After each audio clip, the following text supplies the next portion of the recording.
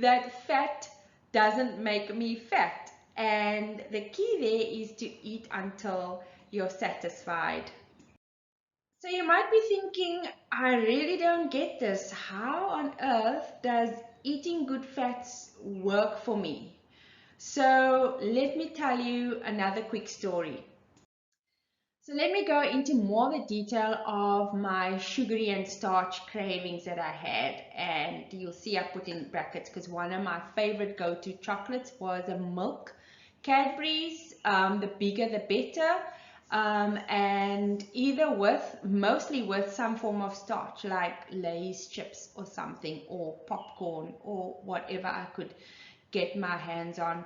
And the cravings would be so overwhelming. And I mean, today, my hubby and I can laugh about it, but back then it really wasn't funny because I spent a fortune on luxuries, on you know, whatever my fix was. So I used to spend, I used to do the grocery shopping, and it caused arguments between my hubby and I because he couldn't understand why I would spend so much money on luxuries. And I don't even want to tell you what it came to, but it wasn't in the hundreds, it was in the thousands. Um, and that's not even the worst part, that I wasted so much money on my stash. I used to hide it from my hubby, especially. I mean, my kids, they used to have their own, and if they, they really asked me for my stuff, but from my hubby especially, I used to hide my stash. And the cravings would be so overwhelming. I would have intense feelings of anger if I discovered that he ate some of it. It would be, this rage, how dare you, and the feeling would be you taking on, you eating stuff that I need, and it was hard to explain. And I mean, it sounded ridiculous because I was literally like a drug addict when it came to my food. And it was a source of argument between us because obviously I just came across as being really, really selfish and unreasonable because, it wasn't like he was taking the whole slab of chocolate and finishing it. He would just like take 2 to 3, 4 blocks, and I would be livid and I would attack him. I would be so aggressive because this was mine, and how dare you touch it? How dare you deprive me of something I need? I need this and I need every ounce of it, and don't you touch it. That was my attitude. So I ended up hiding my luxuries from him. And I'm ashamed to share that, but that was my reality. And I used to go through the emotions of guilt and regret because obviously I was like real witchy with my husband, and over something, when I would wrap my mind around it, Tanya, it's just chocolate, or it's just a packet, it's just a few chips, and it's just a few sweets. Why are you attacking him like that? So feelings of guilt and regret would be there, and then I would, apologize, and then until the next fix, until the next time he did it. It was a never-ending struggle for me. Then, through this carnivore way of eating, I started to realize that, hey, here is something new. This is a medically proven fact that we have bacteria. We are, in fact, we've got more bacteria species in us and on our skin, than we are human cells. I think, the ratio is we are, for every 1 cell of our bodies, there's 10 bacteria. So, and there was such a thing as there's bad bacteria and good bacteria. And actually, I discovered that bad bacteria love to feed on, guess what? Sugar and starchy foods. That's their go-to. And so every time I would feed myself with sugary foods, starchy foods, I would be feeding and growing my population of bad gut bacteria in my gut.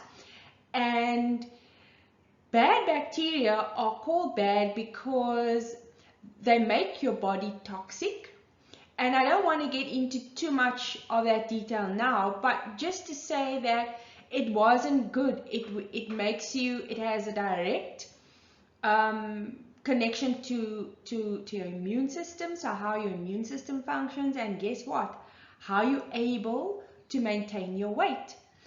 And so I discovered that, hey, these bad bacteria are giving me the cravings for sugary and starchy foods. And at the same time, I started to discover good bacteria, what they love to eat and what they thrive on is good fats, good animal fats and animal source products. So I started eating more good animal fats, all the so-called forbidden foods by the experts' advice that they gave me over the years, that things like butter, red meats like lamb and beef, and full cream yogurts. In my case, I love double cream yogurt, the creamier the better, and full cream cheeses, and all those previously forbidden foods I started eating to heal my gut and build up my good bacteria, and it was like magic. Magic started happening in my body. That was awesome. So here's some of those awesome results that started happening. First of all, my cravings started to change. My cravings just vanished.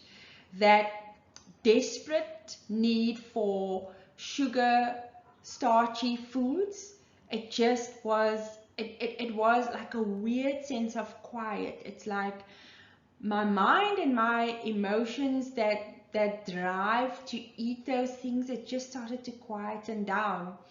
It was the most weird but amazing feeling. I didn't have that, like that drug addict, that addiction effect anymore. My asthma, now this is the same disease that I was told by the experts over the years. There's no cure. You're just gonna have to control it and maintain it through drugs for the rest of your life. My asthma got 90% better practically overnight. Now, I told you I was diagnosed with asthma since I was 9 months old. And here in my 40s, the years where I believed that, hey, it's the age of what they call in Afrikaans, brille and pille. So your eyesight's supposed to get poor and you're supposed to be taking more and more chronic medication, because accept it, you're getting old, and you're definitely not getting healthier, you're getting unhealthier with age. That wasn't and isn't my experience, and especially with my chest. I would have been grateful to get 10% healing or 20% or 30% healing. I did not expect my asthma to improve 90%, and I am pushing for 100%. So I'm determined to get as much healing as I can. So I've got a kitty, and I play with my friends' animals, and I don't get that swollen itchy eyes like I used to. And I didn't even have to previously touch a pet. I would just be in the same room with them, in the same home with them, and then my itchy throat and my itchy eyes and the rashes used to come up. That doesn't happen anymore. That doesn't happen anymore. And my chest, I no longer take steroid pump. I no longer take a cortisone pump. I don't take the nose sprays. In fact, all the medications I've stopped. The only thing I carry around is a little inhaler called Ventis, and it's a salbutamol inhaler that I take when necessary, and I seldom take it. So that's the only thing I take for my chest. and I can literally fit back into my school clothes. So that's the picture you're seeing there. Last year, yeah, that's the 25th of April last year, I did an event for my gym class. We called it a back to school fun theme. And so just to promote the event, I always kept my matric uniform just out of nostalgia, and I mean all my friends signed on it, so it's something I thought good to keep. And I can fit into my school uniform. And remember, I told you when I was in my teens, I was actually underweight, and I wasn't overweight, and my school uniform was even a bit bigger for me because I've leaned out so much. And unlike back then in my teens, I actually feel healthy. I don't feel weak and tired, and even though I was slim in my school years, I wasn't healthy, and I definitely had no energy to speak of. So yeah, my energy was through the roof.